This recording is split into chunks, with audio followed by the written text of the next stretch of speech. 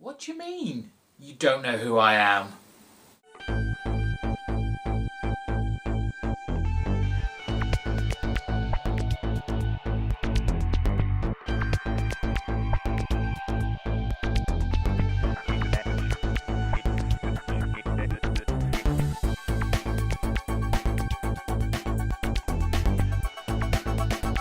Hello everybody, it's me, GhostCritic. Before we get the ball rolling on today's video, just a big thank you to Sleepy Reader 666 Damien. He's just put out a video. It's kind of a shout out video to us old-timey YouTubers in the comic book community. Like he said in his video, there are a lot of shout out videos that happen, and they're usually giving credit and pushing people to new people that have joined the community, and that's great. I really enjoy discovering new channels, new people coming into our great community. But it's also nice to hear about, you know, those people that have been there, I say, from the start. It feels like, you know, the people that were mentioned in Damien's video kind of were there at the start, and he was kind enough to include me in that. I did find it incredibly funny that apparently there was some kind of Google Hangout and someone mentioned me, and someone on that Google Hangout didn't know who I was. That's fine. I haven't accomplished world domination yet, so I'm sure there's, you know, a few people out there that still don't know who I am. Just before we kick off with reviews, just a reminder to watch my last video. I am doing the second annual YouTube comic book community best of 2013 project. So to hear more about that, once you've watched this video, go to my channel page. It should be my main trailer video. If not, just go to my videos and it's the last one that I've just done. You'll get all the info about it there. But today it's about the comics. Okay, I normally pick the best comic and leave it for last, but this week this issue was so unbelievably fantastic. I just can't stop myself talking about it straight away. It was, of course, Jeff Lemire's Trillium issue 5. It was fantastic. It just was.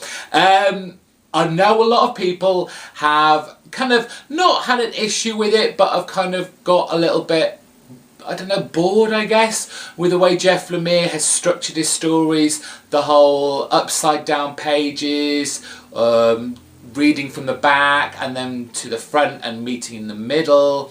I've really enjoyed it, and it's in this issue especially that Jeff Lemire's use of this kind of rather unstructured, structured storytelling that just amazed me.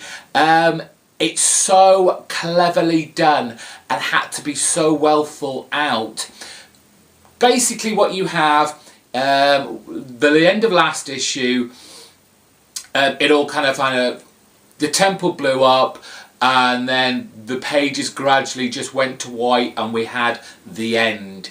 Obviously we knew it wasn't the end because we know this has got a few more issues to go, and we were just like thinking, what is Jeff Lemire going to do next? What he's basically done is kind of transposed our two main characters and put them in each other's world. So William is now in Nika's world, and Nika is now in William's world. Whew. And even though they are in each other's world, they are their own characters. They've not kind of body swapped, mind swapped. And we haven't really seen much of William's home world, but it does seem a very different take on, well, it appears that they're in London. There's kind of blimp zeppelins with British flags flying over London. It kind of has this kind of steampunky but Victorian type feel to it. So we know there's something not wrong, and the characters themselves know there's something wrong as well. William more so than Nika in this storyline. In Nika's storyline, she appears to be an unwell young woman, and she is for the most part sedated a lot of the time. She has come from a war, and it seems all the people who went to the war were female. William is in Nika's world, and it's obviously still the space age, and all the characters that were in William's world have come to Nika's world. There is just this huge swapping of eras between the two, and it just makes for such fantastic reading, more so in the way that the story is actually printed on the page. The top half, I have to remember which way it goes round now. Let's get a page where I'm not going to... Right, here we go. So the top half is Nika, and Nika is in William's world. The bottom half, which is upside down, so you have to actually turn it round but start from the back, is William, but he's in Nika's world. And you can tell from the cover itself that the characters have even swapped the way they dress and the way they look to some extent, facially, and you know, the facial hair and so forth.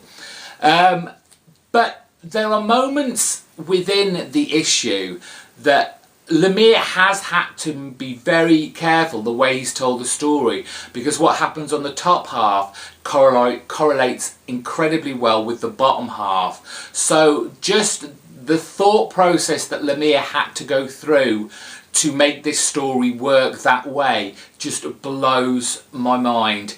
I love this book. I mean, Jeff Lemire is just a great storyteller when he gets to, you know, let rip with his imagination. You know, I'm sure he was slightly constrained, and still is constrained within his DC main lines titles, so it's really nice when he gets hold of an indie book, which Vertigo is to some extent, and can really just let rip with the creative juices. Pick this up when it comes in trade. It's going to be interesting how to read this in trade, actually, now you come to mention it. I'd be interested to have a little flick through that and find out how they do it. If not, find the single issues of these. It is well worth it. We've got Wolverine and the X-Men issue 38, and I've always kind of said this is a great title. It's got its fair share of humour, of action. It's a fun, entertaining, very, I don't want to use the word basic, but it is how I feel a comic book should be. The only thing that's really held this title back is, unfortunately, its tie-ins with other events that have happened throughout the year and before. You know, you've got AVX, it got kind of dragged into that, and just recently Battle of the Atom, it got dragged into that, and it's never really had the chance to kind of make its own print and become its own kind of title, I guess, have its own villains. Yes, you had Logan's brother who came from the future, you had that whole story, but for the most part I've not felt this has had a chance to really become what it could have been, a really great title centering on Wolverine and his coping mechanisms with dealing with a school and its young students. In this issue, it's predominantly Brew showing round some new inductees into the school, but at the top end of it you get a visit from S.H.I.E.L.D. And basically they're there to kind of lay down the law. And Maria Hill actually makes a very good, valid point, and this kind of goes over all X titles, to be honest, and it's the fact that they're too busy fighting each other.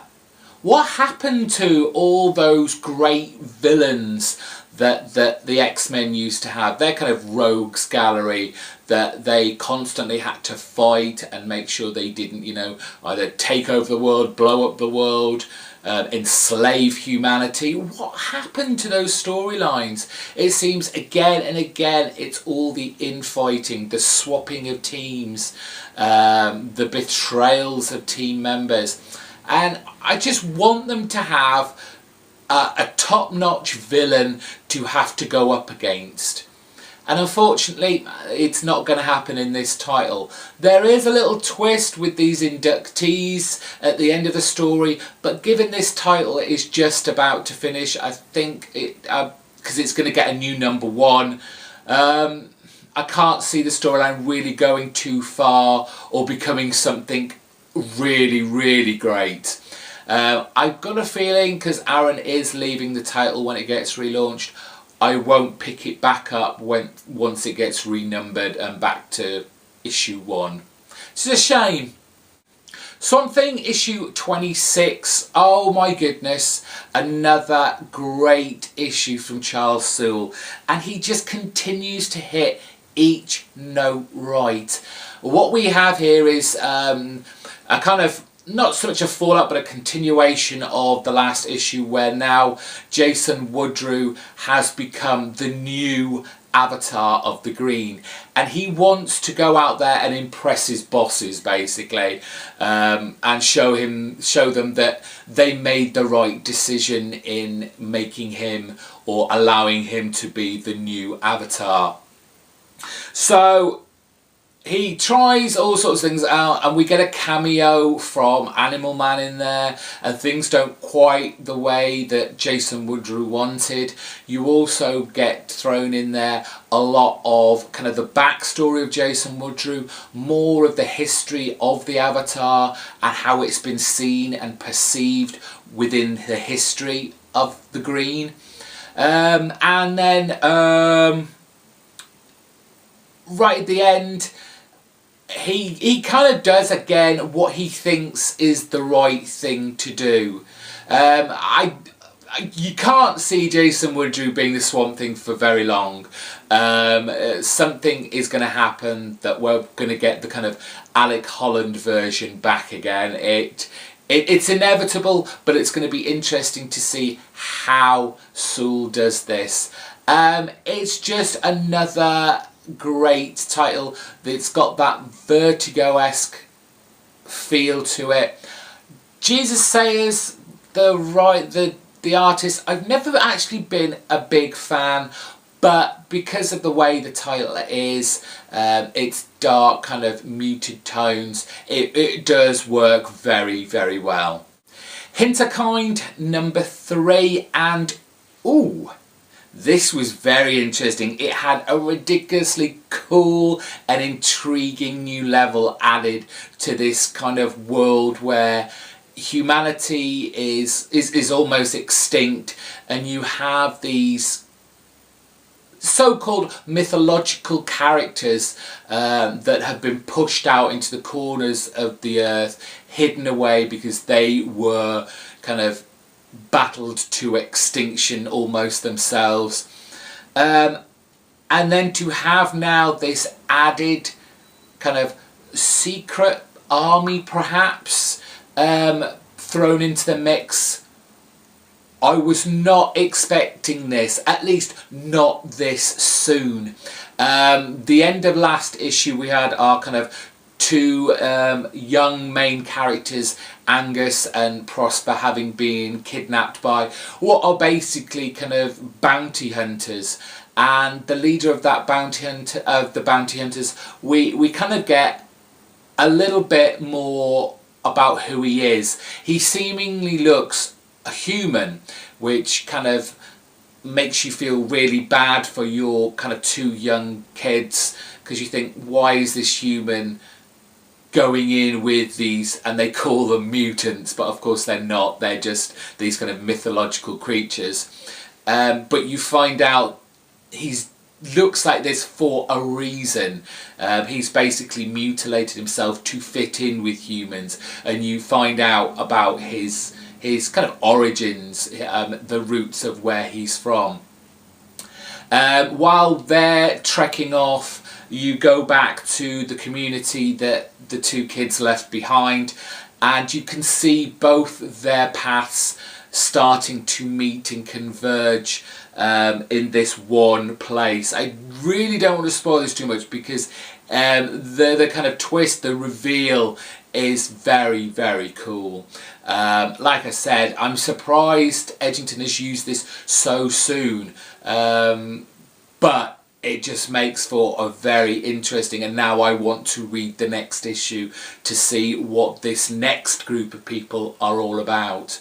Trifogli's art, it's a Vertigo title, and the artwork feels like it fits a Vertigo title. And I can't remember who mentioned this last week, and I did notice it last week but didn't say anything, but I've seen it all the more now I read this.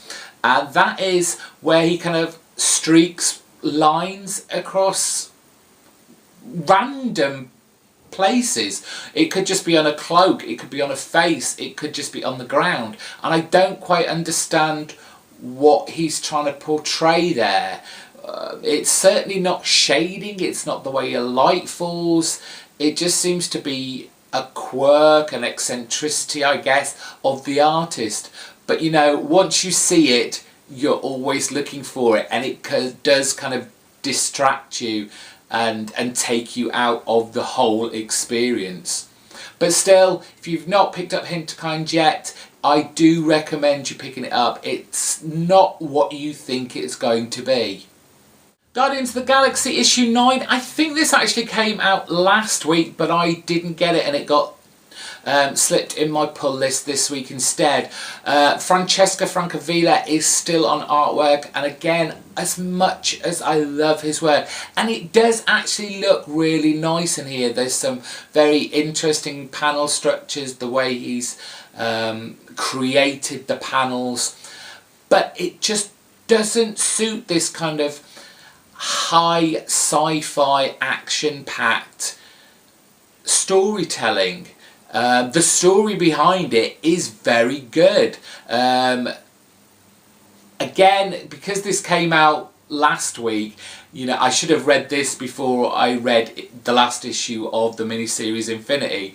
So this kind of felt me going back a bit and retreading, and I was like, well, obviously they're going to do what they're doing up at the peak, otherwise issue 6 of Infinity wouldn't have happened. But the artwork really does kind of, it grates on me.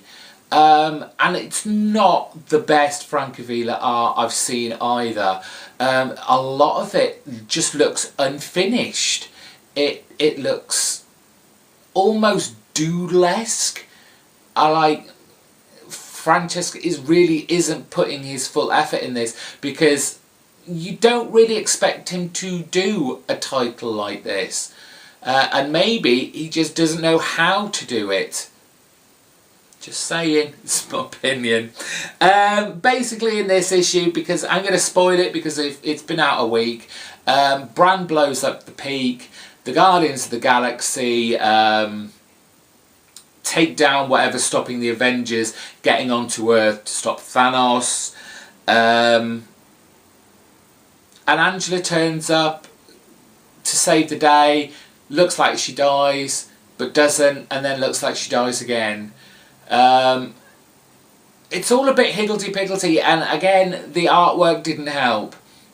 Again, this is another of Marvel's titles that they're going to reboot in the next Marvel Now reboot, whatever they call it these days, and I've got a feeling I might be dropping this as well.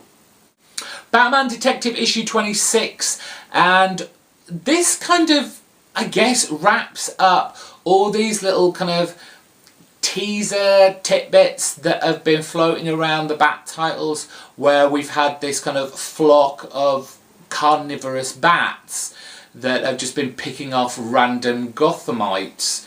And I thought it was leading up to something really, really good and interesting.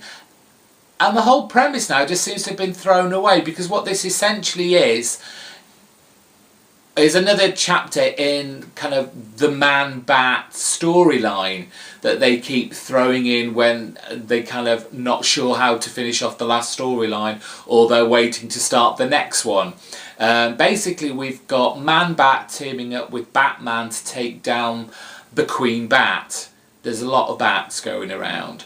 Like I said, it just felt very throwaway. What could have been or built up to be a really interesting, curious take on what these kind of flocks of bats were doing and maybe who was controlling them, fell flat. It just fell flat on its face, which was such a shame. Who's on art here? Lopresti. It was actually quite a good artwork in here. The action sequences, as few and far between as they were well done. Just a very average issue. Finally, we've got Green Lantern issue 26, and the irony of this issue is probably not lost on anyone, least of all Hal Jordan. What we have in this issue, they are on the planet Deccan, where Hal is trying to take down one of the Star Sapphires, and because she's been using too much of her power ring, using it irresponsibly, and the whole issue, Hal basically goes over the top using his power ring. It's just ridiculous, and I can't believe that by the end of it, in essence, I guess he wins. You know, he takes away Star Sapphire's ring, while she doesn't go to kind of Green Lantern prison. A lot of her followers certainly do. I don't like this storyline, this idea now that all the Lantern's power comes from a finite reservoir, and if they keep using it, it will run out, it will destroy the universe. No, I'm not a lover of it, but retcon this out, please. It's terrible. I really, really do not like this storyline. Philip Tan's, is it Philip Tan? Yeah, Billy Tan, sorry. Billy Tan's artwork on here is really nice. Whoever the colourist is, I know all you lot love a colourist out there. It's bright, it's bold, it's what I expect from a Green Lantern book. It's just the storyline. It's doing nothing for me. Well, we ended that video on quite a downer, didn't we? Sorry about that. Anyway, it's the weekend, so get yourself out, enjoy yourself. If it's your first time here, please hit the subscribe button. Go and tell everyone who I am. Give it a big thumbs up if you liked it, and put some comments down in the box below. I will attempt to reply to as many as I possibly can. Until next week, see you all soon, and don't forget to vote.